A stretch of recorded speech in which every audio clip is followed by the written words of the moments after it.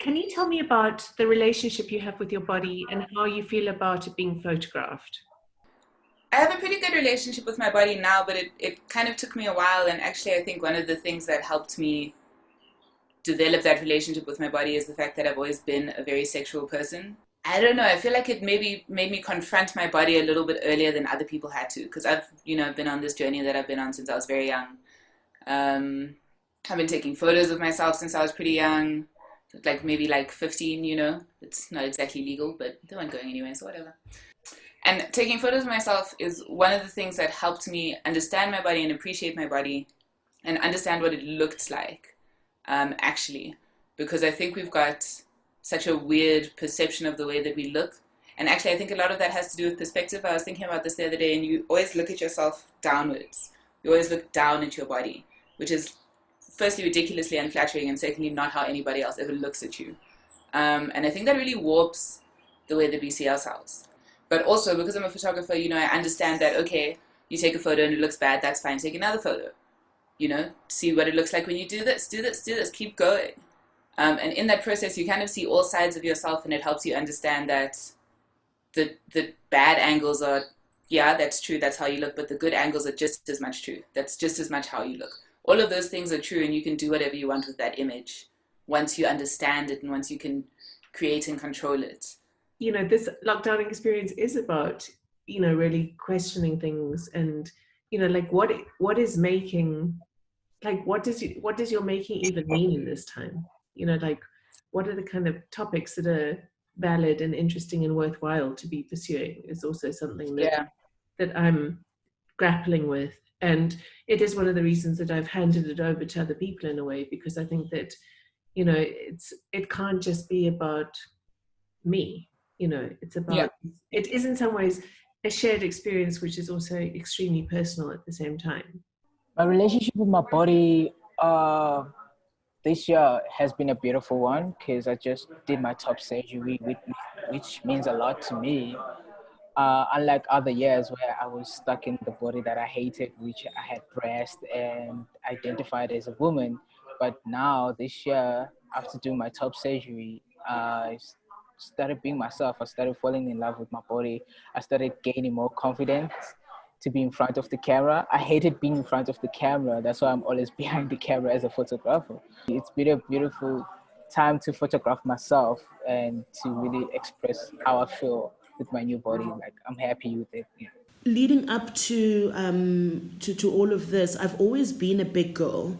And from school, I've always looked and lived with the word, anything you can do, I can do better.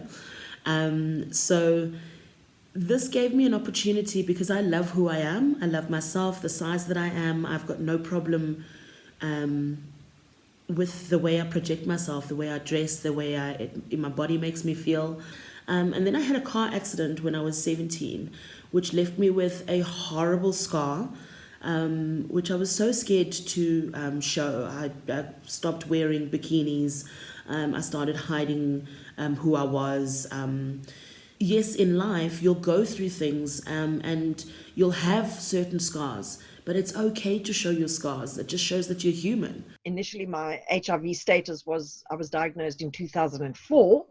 And because of that, I sort of retracted into my shell. And I only went public with my status in 2011.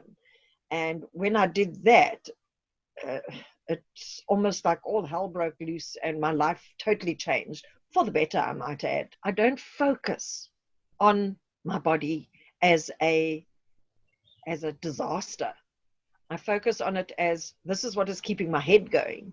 I don't dwell on the fact that I don't look like I used to look when I was younger. I don't dwell on the fact that I'm riddled with whatever I'm riddled with. We have a very good relationship. And when it is eventually my time to get all flabbier and floppier, so be it. You know what? I have a very good relation with my body. For some people, and I suppose I do acknowledge it myself, that it's a slightly obsessive, maybe unhealthy in some ways. It stems, and a lot of things stem from early childhood and kind of bullying and trying, and also I suffer from very late diagnosis of ADHD. So it's, I suppose as a kid, I developed ways to get by. It also, body-wise, I kind of felt always awkward about my body until I had my motorbike accident in '94. And fortunately, through a new friend and recovery, discovered the value of a healthy and physically fit body. And I suppose largely for acceptance, kind of better body. This is kind of world we live in. Better body, better acceptance. But that's changed. Now it is purely about just maintenance of my system. I don't give a shit what anybody else thinks. So it's actually a much more peaceful relationship and healthier relationship. I think just having the whole world fall apart kind of put things into perspective. I don't care as much about how fat I am. I think there is a wonderful level of contentment between us. And so to be photographed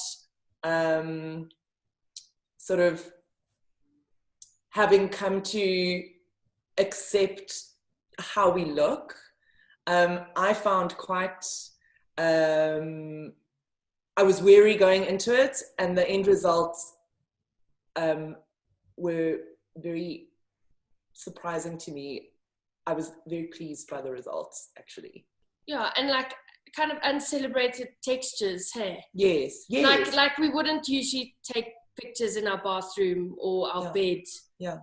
So the spaces that we took the pictures were quite intimate. Yeah.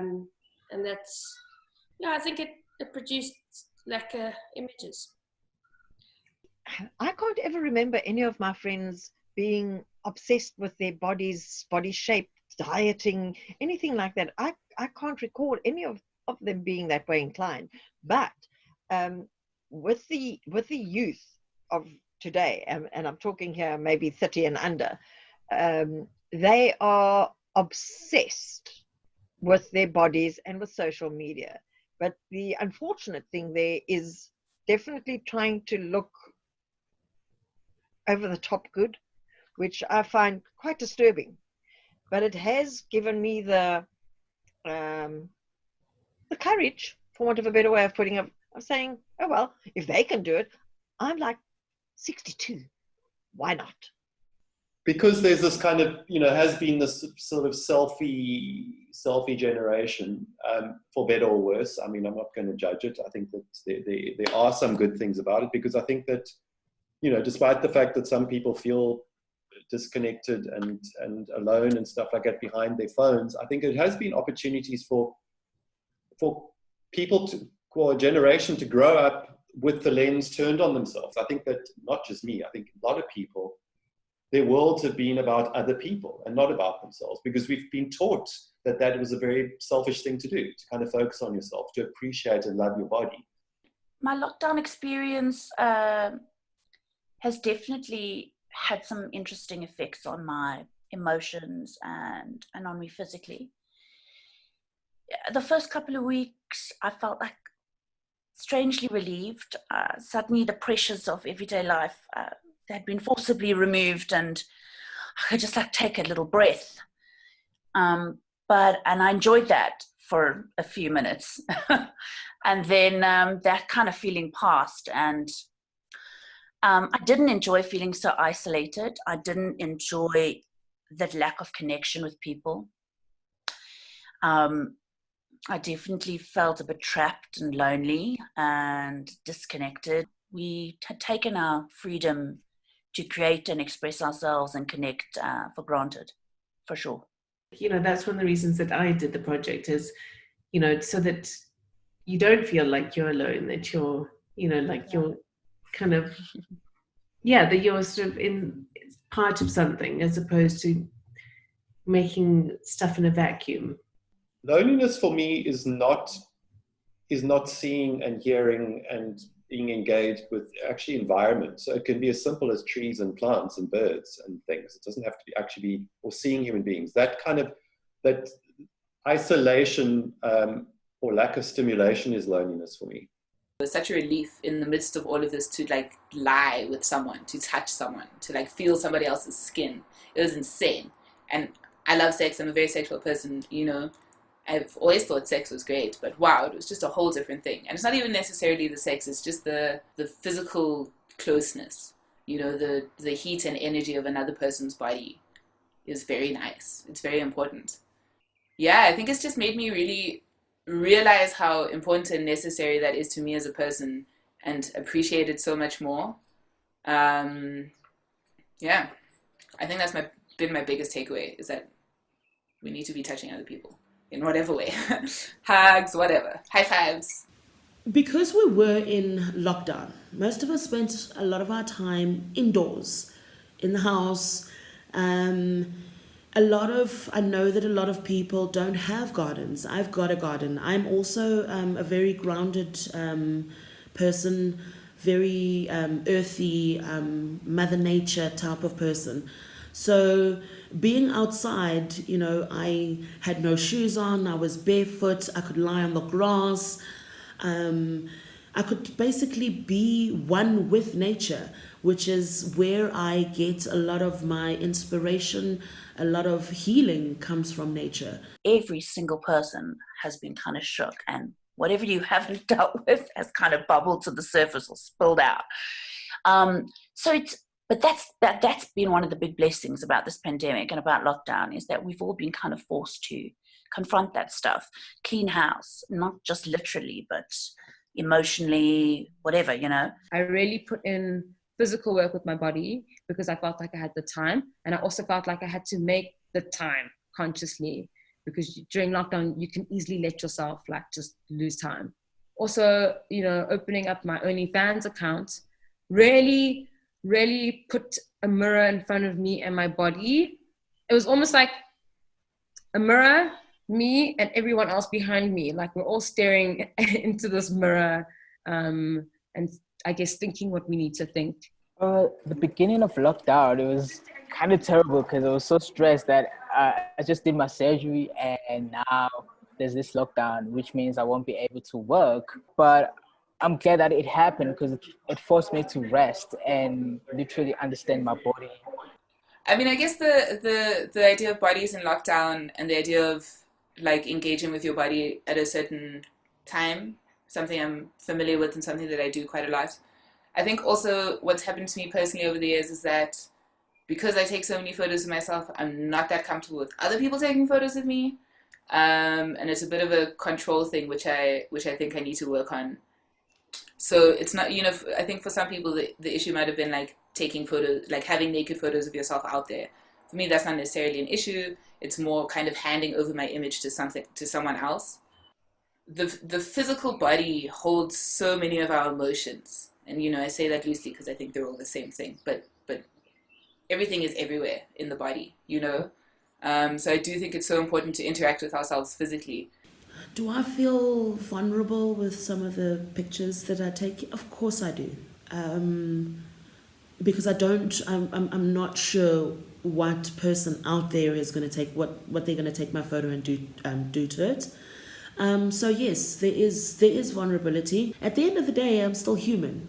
So yes, there is a little bit of vulnerability, and there is a little bit of, you know, deep down, a sense of how are people going to receive this, and what are they going to say, and what, you know, and the hopes that nobody will, you know, take what I was trying to say and change it into something completely different.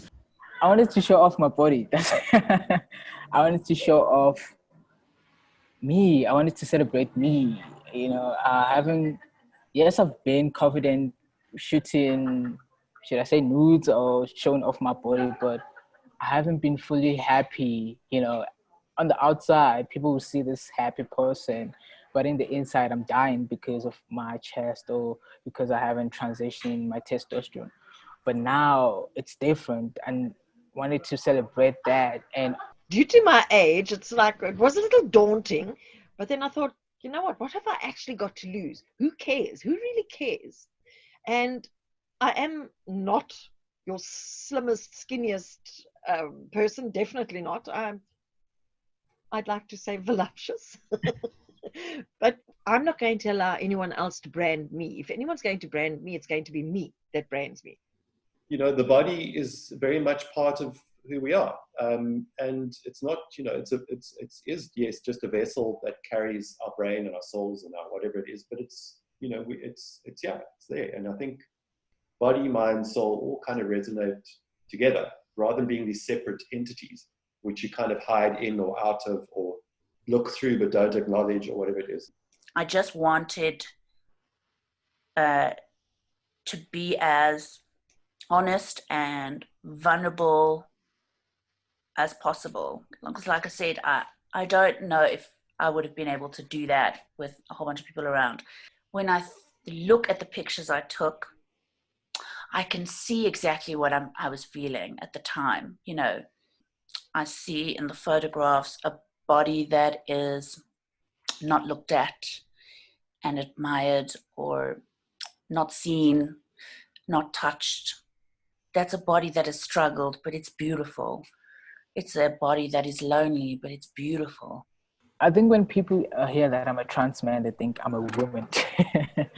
I can't be masculinity, you know. So I think I'm portraying that I can be masculinity, I can be feminine.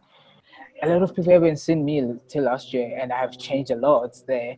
So I think me in those poses was me trying to show people and even myself that, you know, this is who you are. You have a chest now. Change your posture and everything. In my photos, you'll see I've got no makeup on. All I've got is my lipstick on. It was almost like the lack of clothing that I have on is to say, I'm willing to bare myself to people in the public space. I'm showing that I'm open by putting my body out into the space as well. I've got nothing to hide. Being viewed is not a one-sided thing. There's the person looking and the person being looked at. And don't underestimate that person being looked at is also telling a story, is also communicating something. And it's something that I feel like I'm a participant in, not a victim of. This lockdown isolation thing is, I haven't spoken to anyone really. So I sit in and I think about all this stuff and I think about it some more, and then like, am I on the right track? Am I not? Like, you know, but these are things I think about all the time. Like how do we get the conversation going and find a way to talk about the body and express the body, because I show a lot of work that is quite sort of revealing or sexual and stuff, which is so easy to be represented in a completely voyeuristic, like misogynistic way, but it's not meant in that way. And I'm always thinking about like, how do you express that this is not what it is? Sexuality itself is seen as kind of like private and, you know, personal, and you're supposed to keep it on the inside. You're supposed to be a little bit of ashamed of it, right? But all of that stuff, all of those rules are pretty much only applied to women. The idea of sexuality being dangerous or bad is as much a part of the patriarchy as oppressing women directly. And that's, I think, why the idea of agency is really just the most important thing, because, you know, regardless of what situation a person is in, if they chose to be there, then that's the end of the story. When it comes to cis man, cis woman, they fetishize over trans bodies. And why not take that advantage, you know? Why not make money out of that? And I know some people, like most of trans people, they don't like doing that. I know it sounds bad, but it's like, you benefiting, I'm benefiting also at the end of the day. So this is how I need to live or earn a living out of that. We also always think that issues with body and stuff it's women's turf, but it's not. I think that men suffer hugely from depression and there's a lot of suicide and whatever it is, you know, mental instability, blah, blah, blah, that may or may not directly relate to kind of body politics stuff, but I can guarantee in a lot of cases it is the case, you know. And I think that the more one talks about these things and makes it normal, whatever our normal might be right now, makes it just much healthier. you know, and you've opened the conversation with people in their own home spaces, and they may be some more comfortable than others to do it or to express it or to whatever it is. But I think that it's like hugely important conversation. I definitely am led by my body, my agency, my power, and I will use it in every way that I can. I use it knowing very well that as a woman, I deserve to use it because we're either getting raped or either getting killed. You know, misogynistic men walk and roam around us freely all the time. You know, we're constantly going through so much. So yeah, why not? I will use my beautiful face and my eyes and my booty and my really hot body, and I will make sure that everyone knows that, because if I'm not doing that, then what am I doing? I think there's way too much self-love at the moment in the world. I'm sorry, but my God, that's how I feel about it. These oaks must stop taking photos of themselves. I mean, how many photos can you take of oneself? And nobody is that interested. But it's so weird how social media rewards selfies. I mean, I find it bizarre. Social media for me is it's a challenging thing, because it's me against, once again, social constructs, the world, people's thoughts. A lot of people say the worst things. A lot of people say the best things. You know, I'm still learning how I feel about certain things based on how I feel about putting it online and what people have to say about it, you know? I've kind of used social media as a dare. It's a dare, you know? I sometimes dare myself to post something that I wouldn't want to post, you know? Or I dare myself to post something that people might say, whoa, like, she took it far. Images of women are being exploited. Images of women have been exploited. Images of women will be exploited. If you can create something that you've done intentionally and you can put that out there, now there's an image of woman out there that's been done intentionally and is not exploitative. And it's in amongst the mix, you know? And that's good. That's a good thing. I've been in love with exotic photography, nude photography, celebrating bodies or the, you know, genitals and everything. So I've been afraid to go in that road, but when you came through, I was like, I can actually do that. I can take myself nude. I can post on my Instagram or social media, just express my skin, my scars, my body, and everything. I love looking in the mirror. I absolutely love looking in the mirror. I love having conversations with myself in the mirror. You know, I think that's what people are scared of. They're scared of acknowledging what they're saying to themselves when they look in the mirror. It's so important to think about the people behind you also looking at you in the mirror, because that's what it is. You're judging yourself according to what other people have to say. It's what really matters is whose body it is that's in the mirror, because then that for me is my control. Part of the reasons why I look at myself in the mirror is not so much to look at my body, than to talk to myself. When I'm standing in front of the mirror and I look at the mirror and I go, well done, you've done really, really well, I'm actually talking to myself. Sorry. And it helps, it's self-motivation. When you go through bad stuff, being able to look at yourself and saying that you've gone through a bad time, but this too, you will get through this. With a phone, I can change anything and nobody can see the real me. But in the mirror, I cannot lie to myself. That is who I am. It's been a very comfortable process up until now. Once the final work is displayed and anyone can view it and look at it, I